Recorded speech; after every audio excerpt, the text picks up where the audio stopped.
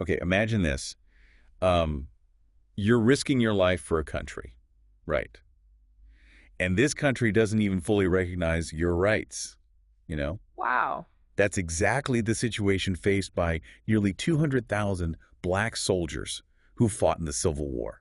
Really puts things in perspective, doesn't it? So today we're going to, take a deep dive into their story. Yeah, We're yeah. going to explore their incredible courage, think about the battles they fought Yeah. and just that constant fight for equality that, raged on multiple fronts. It's such a fascinating chapter of American history. And you know what? I think it often gets overlooked. Yeah, agreed. Because, we tend to think about the Civil War and it's North versus South. Right. But the story of black soldiers just adds this, whole other layer of complexity. I mean, it really highlights those contradictions of a nation, right? A nation fighting for freedom while denying it to, a huge part of its population. It's true. And it's almost like their very existence as soldiers was this challenge to the status quo. And you see this challenge right from the start, 1861, with Frederick Douglass's powerful call to action. Yeah, Frederick Douglass, he was a prominent abolitionist. Right. And a former enslaved person himself. Right? Yes. He writes this searing editorial, and it was titled, Fighting Rebels with Only One Hand. Wow. In it, he argued that, excluding black troops was not only hypocritical, right, but is like strategically foolish. Yeah. He's like, come on, the very people who have the most to gain from the Confederacy's defeat, you're not letting them fight for it. That makes perfect sense. And he didn't just stop there either. Douglass went on to just totally dismantle this argument that black men, right, weren't fit to be soldiers. Where, like, hello, look at history. And he did it by highlighting, their past contributions in wars. He reminded everyone about heroes like Peter Salem at Bunker Hill, Williams at Fort McHenry. Like, come on. Yeah. It's right there. And he brilliantly uses that historical precedent, right, to show how absurd the situation is. But even with Douglas's, incredible arguments and the logic, right, like the clear logic behind it, You would think. there were still major obstacles blocking black enlistment. Right. Deeply ingrained prejudices, obviously. Well, yeah, of course. But then also legal barriers. Like, think about the outdated Militia Act of 1792. Right. That actually barred black men from state militias. Wow. Really? It was like written into law. It was there in black and white. So not just, societal prejudice, but like actual legal barriers. Oh, yeah. And then you layer on top of that the political fears, especially among some of those Northern Democrats. Okay. They were really worried that empowering black people during the war would then lead to these demands for, full equality afterwards. They were really concerned about what it would mean for society. So it was like this perfect storm, right? Yeah. You have prejudice, political maneuvering, and then just this underlying fear of change. Absolutely. It was like a recipe for resistance. But then as the war went on, right, things started to shift a little bit. Yeah, I was thinking about that. Like the Union starts to need manpower, and maybe that need starts to become a little more important than the resistance to black soldiers. Exactly. They were getting desperate for soldiers. So all of a sudden, utilizing black men, having them in the army, it started to make sense, even to some of those who may have, harbored some prejudices. Yeah, I get it. The situation on the ground starts to change the thinking, right? Absolutely. So it was a shift, even if it wasn't, for purely moral reasons at first. Pragmatism can be a powerful motivator. So one of the first signs we see of this shift Yeah. is this whole idea of escaped slaves as contraband of war, right? Oh, yeah. Yeah, it was a way to, start using black labor, even if indirectly. Kind of a loophole, right? In a way. But a significant one, I bet. It was subtle but significant. You're absolutely right. And then, on the heels of that came the Militia Act of 1862. Now, this didn't explicitly allow black men to fight, right? Okay. But it did permit them to work for the army. Interesting. It wasn't full inclusion, but it was a step. It cracked the door open a little. Right. It was a foot in the door. Yeah. And it opened the door for leaders who were ready to, really push those boundaries. Think about General David Hunter. He was, ready to charge right through that open door. She's went for it, huh? He defied orders, formed a 1st South Carolina regiment made up entirely of freed slaves. Wow. Hunter was this staunch abolitionist. Mhm. Like, he saw forming this regiment as a moral imperative. He even challenged people in an open letter, sarcastically calling his soldiers persons whose late masters are fugitive rebels. I turned it right back on him. Absolutely. That's awesome. And then you've got the first Louisiana Native Guard, this black regiment that was, get this, they were initially willing to fight for the Confederacy. Yeah, I know, right? Seems kind of crazy, but it makes sense when you think about it. So they're basically saying, look, we just want our rights, even if it means siding with the South. It's about those complexities. Remember, early in the war, Lincoln, he's all about preserving the Union. Right. Ending slavery wasn't the main focus yet. So for some black men in the South, aligning with the Confederacy, that seemed like their best shot. It was about recognition, citizenship, things like that. So their motivations were tied to their circumstances. Definitely. It's all about what options you have available to you. But as the war goes on, things change. The moral imperative of ending slavery, that becomes more and more prominent. Right. And of course, the Union's need for soldiers, that never went away. Never goes away in a war. And that's where the 54th Massachusetts comes in. Their story's really important. Okay. The 54th, this was a pivotal regiment, not just for Massachusetts, but for the whole Union war effort. Wow. Governor John Andrew, he intentionally sought War Department approval for this regiment. He knew how important it was to have the federal government officially sanction a black regiment. Right. It was about symbolism. It almost gave legitimacy to the Emancipation Proclamation, right? Exactly. The one that declared enslaved people in Confederate states to be free. Right, right. And the recruitment for the 54th was that different too. Oh, yeah, definitely. Frederick Douglass, he was super involved. Makes sense. He emphasized this belief that black men could actually earn equality through service. There was this recruit, James Henry Gooding. Okay. He wrote so eloquently about their desire, right? They didn't want to just be hearers of wood and drawers of water. That was like the phrase for the limited roles given to black people back then. Wow, so they're really saying, hey, we deserve more than this. Exactly. It's not just about fighting, it's about respect, it's about dignity. Absolutely. And their willingness to fight and die for the Union, that really affected Lincoln. How so? Well, his stance on black troops, it evolved. He went from hesitant to full endorsement, driven by, both needing manpower and this growing sense that ending slavery was just the right thing to do. So the 54th, they actually had an impact on Lincoln's thinking. For sure. That's amazing. And that shift in Lincoln's thinking, that's what led to the War Department creating the Bureau of Colored Troops. That's a huge turning point, isn't it? Oh, absolutely. The Bureau of Colored Troops, that marked the official recognition of black men as real soldiers, in the Union Army. But sadly, that didn't mean the prejudice and danger they faced, especially from the Confederacy, just went away. Right. No, not at all. Like the South wasn't just going to accept that, were they? Nope. In fact, the Confederate response was immediate and brutal. They ordered the execution of any white officers leading black troops, and they threatened to enslave or kill any captured black soldiers. It's like they just doubled down on their racism. It was a threat to their whole way of life. Everything they built was on the foundation of slavery. Wow. And I mean, we all know about the Fort Pillow Massacre. That was just pure horror. It's a chilling reminder of what those black soldiers faced. Definitely. For them, this wasn't just a war to preserve the Union. It was about survival. Absolutely. It was about survival and the hope for a future where they could be free and equal citizens. So much was at stake. And that fight for equality, it didn't just stop at the battlefield, right? It was happening everywhere. It was happening on multiple fronts. Battlefields, government, even in the hearts and minds of people. The fight for equal pay was another battle altogether. Yeah, we mentioned that before, but it's just mind-blowing. They're risking their lives, and they're still getting paid less than white soldiers. It's a clear example of just how deep that discrimination ran. And then the 54th Massachusetts, right? They took a stand. Oh, yeah. They famously refused to accept any pay until it was equal to white soldiers' pay. They were like, look, we're not just going to be grateful for the chance to fight. We deserve the same respect. They knew their worth.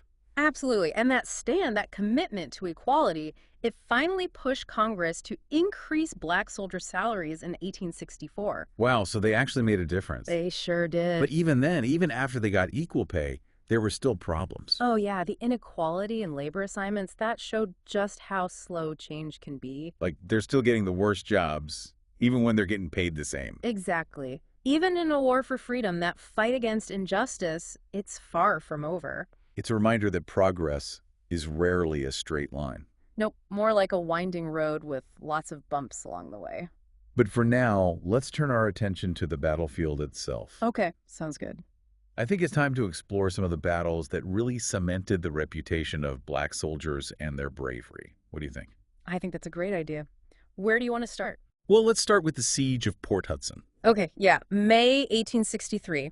This is where the Louisiana Native Guard, remember them? Yeah, the ones willing to fight for the Confederacy at first. Exactly. Yeah. This is where they got their chance to prove themselves, their loyalty to the Union. But I bet they were still facing prejudice, even within the Union Army. You bet.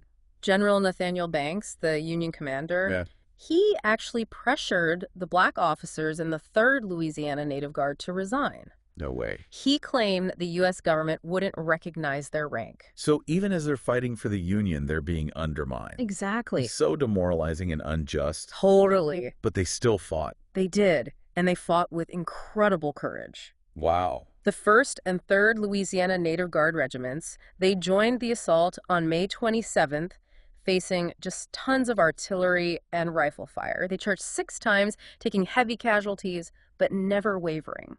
It's amazing they didn't just give up, even with all that going on. Their determination was incredible. Your story. There's this one story that always gets me about Captain Andre Caillou. He was a black Creole officer, led his men through heavy fire, even though he was wounded. Wow. He was killed, but they found his body with his sword still pointed toward the enemy. What an image. Talk about courage. You can't help but be moved by that. It's like their courage just couldn't be contained. It just spilled out onto the battlefield. It sounds like the Louisiana Native Guard really set a precedent for black valor. They absolutely did, and their bravery, it was echoed just a few weeks later at the Battle of Milliken's Bend. Black troops successfully defended against a Confederate attack there. Okay. That battle, it was crucial because it shut down the doubters. It showed everyone that black soldiers were effective. So it wasn't just about bravery, it was about skill, too. Absolutely. Changing minds, winning battles. And General Lorenzo Thomas, the guy who was key in recruiting black troops, he said that they fought themselves into their present high standing as soldiers through battles like Milliken's Bend. They earned their respect the hard way. Exactly. Through blood, sweat, and tears. Did the Confederates ever acknowledge their skill? Some did, though often begrudgingly. You even have diary entries from Confederates expressing astonishment and resentment at being defeated by, and I'm quoting here, a mongrel crew of white and black Yankees. Wow. Even in defeat, they can't let go of their racism. It just shows you how ingrained those prejudices were. Their worldview just couldn't handle the reality. Nope. Okay, well, we've talked about Port Hudson, Milliken's Bend, but we can't leave out the assault on Fort Wagner, led by the 54th Massachusetts. That's the one everyone knows, right? It's an iconic battle. Fort Wagner, it was this heavily fortified Confederate position, and the 54th, they got the honor and the burden of leading the charge. They knew it was going to be brutal, but they marched with incredible discipline and courage. I mean, it was basically a suicide mission, wasn't it? Pretty much. Their colonel, Robert Shaw, he even had a premonition he wouldn't survive. Wow, really? He told his second in command, "We shall take the fort or die there." And he was right. He was killed leading the charge, yeah. But the 54th, they kept fighting, even after their leader fell. Amazing. They stormed the fort, hand-to-hand combat, incredible ferocity. They suffered heavy losses, but their bravery was undeniable. The courage is just unbelievable. It was. And Sergeant William Carney, he saved the American flag from falling into enemy hands. Wow. He earned the first Medal of Honor awarded to a black soldier. Talk about a powerful symbol. It was huge, especially considering the timing. Yeah. This was right after the horrific New York City draft riots, the ones fueled by racist backlash against the Emancipation Proclamation and the use of black troops. So their heroism on the battlefield was a direct contrast to the racism back home. Exactly. It was like a rebuke to that violence. It showed the nation, without a doubt, that black men weren't just willing to fight for their freedom, they were capable of incredible courage and sacrifice. It's so inspiring, but also tragic. It is. Because it's like a reminder that the fight for equality was, and still is, a long and difficult road. Yeah, you're absolutely right. It's a fight that continues today. The story of black soldiers in the Civil War, it's not just history. It's a testament to the human spirit's capacity for resilience, courage, and the pursuit of justice. And a reminder that we can never stop fighting for what's right. Never. It's amazing, isn't it, how the 54th Massachusetts, especially that assault on Fort Wagner, became such a symbol. Yeah, they're practically legendary. Yeah, their story, their sacrifice, it resonated so deeply, not just in the North, but internationally too. It's almost like proving their bravery on the battlefield. Yeah. It became this argument for equality. You know, Yeah. you can't deny it anymore. Absolutely. You see it in the newspapers all across the North. They were hailed as heroes compared to those from the American Revolution, even. Wow. You even have publications like the Anglo-African. It was this New York-based newspaper. They were publishing these detailed accounts of the 54th actions, emphasizing their discipline, their courage, their dedication. So these stories, did they actually help shift public opinion? Like, about black soldiers' capabilities? Oh, absolutely. Their bravery at Port Hudson, Milliken's Bend, Fort Wagner. I mean, it was undeniable proof that these soldiers were just as capable, if not more so, than their white counterparts. They really shattered those prejudices, huh? Big time. But it wasn't just about proving they could fight, was it? It was about something bigger. You're right. It was about their rightful place in this nation. It was about being seen as full citizens. Right? Right. Their service, it became this powerful statement about their humanity, their patriotism. This was about their claim to equal rights. It forced America to look in the mirror, didn't it? Like, hey, you're fighting for freedom, but you're denying it to all these people. It was a direct challenge to that hypocrisy. It's almost like their very presence in the army, it was a form of protest. In a lot of ways it was. And that was risky. Don't forget, they were fighting for a country that still treated them as second-class citizens. Right, the discrimination, the danger, it didn't just disappear. Not at all. We talked about the unequal pay, but what else were they up against? Well, even within the Union Army itself, there was so much discrimination. Black regiments, they were often given those menial tasks, the labor duty, instead of frontline combat. So they're not even given the chance to really prove themselves. And the equipment, the medical care, it was often inferior. Plus, they had to deal with constant prejudice from white soldiers and officers. Imagine that frustration. You know you're capable of more, but you're held back. Fighting a war on two fronts almost. Exactly. The Confederacy on one side, prejudice within their own ranks on the other. It's really incredible that they persevered. Their resilience is remarkable. They knew their service. It wasn't just about winning this war. It was about securing a better future for themselves, for their families. They were fighting for generations to come. Absolutely. And their legacy, it still inspires us today. The courage, the sacrifice, that belief in equality. It reminds us that the fight for justice is never truly over. It's like they lit a torch, and we're still carrying it. That's a great way to put it. But it's not like the fight was over after the Civil War, right? I mean, progress isn't always a straight line. Nope. Reconstruction, Jim Crow, the Civil Rights Movement, these are all chapters in America's ongoing struggle with race and equality. And the story of black soldiers in the Civil War, it's a crucial part of that story. It's a reminder to keep learning, keep pushing for a better future. And it reminds us that ordinary people can do extraordinary things. These weren't superheroes, they were farmers, laborers, teachers, fathers, sons. Ordinary people who rose to an extraordinary challenge. True heroes. Their stories deserve to be heard. I couldn't agree more. It speaks to the power of the human spirit. To overcome adversity, to strive for a better world. You know, speaking of striving for a better world, I'm curious about the impact of their service on the abolition movement itself. Did their contributions help speed things up? It's an interesting question, hard to measure exactly, but there's no denying that their presence in the Army had a huge effect on the conversation about slavery. You can't really say enslaved people can't fight for their freedom when you see them doing it, right?